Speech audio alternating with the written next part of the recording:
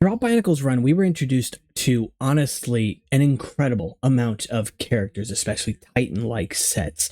And although some of these have some really complex and fun builds, if I were ever asked what I would consider the first Titan set, true Titan set from Bionicle, I think I would have to look back to Makuta from 2003. Now, on first glance, that might seem like a weird and arbitrary choice. Why would that be what I consider the first Titan? We surely got box sets the previous 2 years, and that we did, but there's a stark difference between Makuta and sets that came out prior, like the Rahi sets, the Exotoa, and Karak and Garak. And if we actually take a look over at the Exotoa, what is probably the first bipedal set to come from Bionicle, or at least to come out of these boxed sets, you can see on first glance that this is quintessential Bionicle building. Bionicle building at its peak, in all honesty, one of my favorite sets to have come out of the series, but it is drastically different from Makuta. You see, while this set also is very heavily armored in much the same way as Makuta is, it's armored in a different way. This set here, and all the sets that honestly came before it from Bionicle, I would consider Technic base sets. Meaning that although they have these Bionicle pieces strewn about on them, the frame, when you strip everything down to its core, you're going to be left with a mass of Technic parts. Built up together, sure, absolutely. But unlike a set like Makuta, these sets utilize that Technic frame to form their main structure. How is Makuta different from this? Well, if we take a look at the set itself, it's actually built quite a bit more heavily around Bionicle pieces for the first time. Now, it's not to say that a character or a set like the Exotoa didn't have Bionicle pieces inside of its build. It absolutely did. The Borak lift arm piece in black is one such example. But with this set specifically, this set is much more heavily built around these Bionicle pieces, in part because it was designed at the same time as sets like the Rakshi, for example, and so it was very clear and very heavily going to use those pieces. And of course, with story lore, that makes a lot of sense. But something else that this Titan introduced to Bionicle that would go on to honestly kind of dominate the next few years was the assembly of the upper torso. Specifically using a set of angled lift arms opposite sides each other to give you this sort of catty angle, what else would I call it, on these shoulders. Not just an angle that's flat or straight up and down, but kind of a 45 roughly. It's a really quintessential look, and I think it's a defining trait of this character specifically, and this is the character to do it. But this set is very heavily built around these Bionicle pieces. They are deeply built within the figure itself.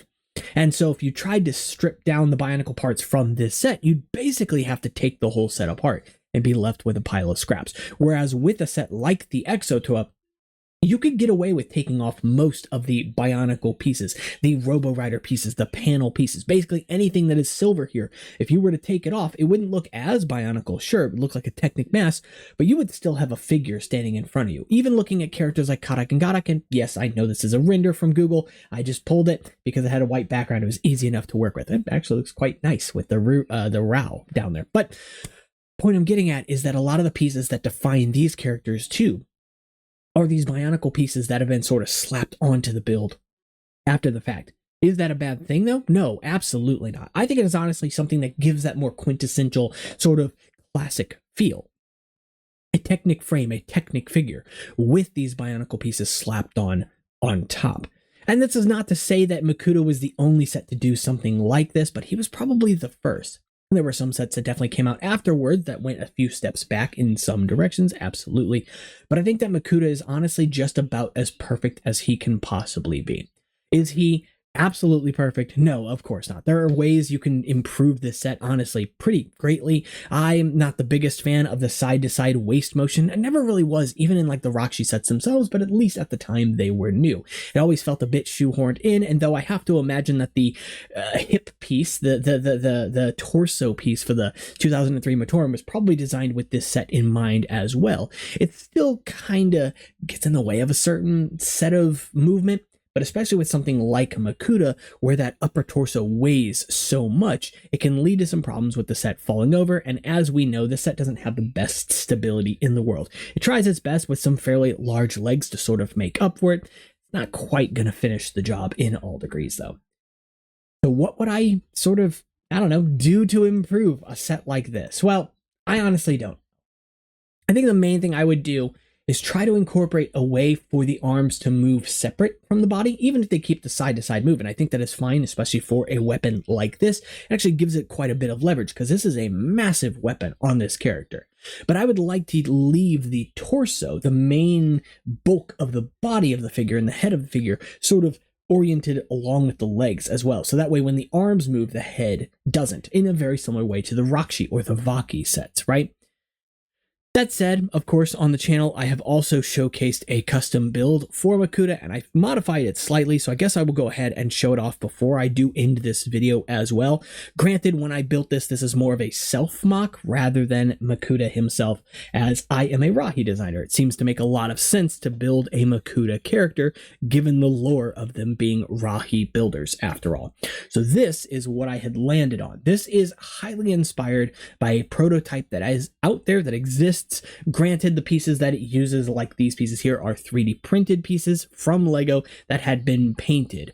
Yes, 3D printing is a thing that Lego's been doing long before it was in households. They've had access to it for, honestly, decades. Even before Bionicle's initial release in 2001, they've been doing stuff with 3D printing. It's really fantastic when you are a manufacturer. But that said, the model itself here I think looks really well rounded while being mostly original, but granted, obviously keeping a lot of the design cues from the prototype, if you're familiar with it. First off, a gunmetal version of the mask here, which is one that I got just yesterday in a package. This is a knockoff set from Kinney, and you can watch the video from yesterday to find out where you can get more of these. But on top of that, the model itself has a lot more changes from the prototype, including bendable knees, so the knee itself is not just locked into place, as well as obviously the hip being able to move. This sort of hip armor piece here can move around as well to sort of fill in the space there a little bit. I really like the aesthetic of it against these Rakshi pieces as well. And then of course the arms being mounted on these 3 long bars, so the arms can move at the elbow. The fingers can also be moved around kind of independently. That's just to allow you to sort of adjust the grip on whatever weapon is being held. And in this case here, there's an axle at the base of the arm so that I can attach something to it to thus attach a weapon, whatever I choose. I haven't decided on a weapon build for him. I have an old sword build that I made all the way back in 2003 that I really like, but it's a little too small for him, I think, but maybe I'll do it anyway. It does involve pieces from, let's see, Kopakanuva and Gurok, I remember. So hopefully that'll look good on here. I haven't tried to picture him with it, but it is a sword, and I always picture him with a staff instead. Backside here, just the tri-build of the armor on the backside, and as you can see, using silver and medium blue, which is just a beautiful color, along with that dark gray. I just think it's fantastic. Yes, he of course does still move the upper torso, as I mentioned, something I probably wouldn't want to do in my ideal version of a build, but since this is built off of the prototype frame, you know, I'm gonna go ahead and keep it anyway. But this does also stabilize that frame a lot more too, using an axle that goes through the body itself so that the top of the frame doesn't like fall over, which is something that the prototype was prone to have happen as well. Really happy with the build on it. Oh, and I guess just to be real flashy too, I put a chrome head in there because I have one that I bought off of Bricklink probably 5, 6, 7 years ago or more. So yeah, it works out really well. But that is my take on Makuta, and that is my take on Makuta as a Titan. Sort of the standard bearer going forward for Bionicle as a series, and honestly, about as perfect as he could be. About when I hear the name Makuta and I see that set, I look at it and I think, yeah, that's exactly what I wanted to see. And it is. So with all that being said, of course, if you did enjoy this type of content, make sure to leave a like and subscribe because it does help the channel out. And as always, you can join the conversation down below in the comments. Let me know your thoughts on Makuta as a character. How would you improve him? And I'm also curious too what your take on Makuta would be for 2004, because I see a lot of people go with the movie version of Makuta and strap wings onto him.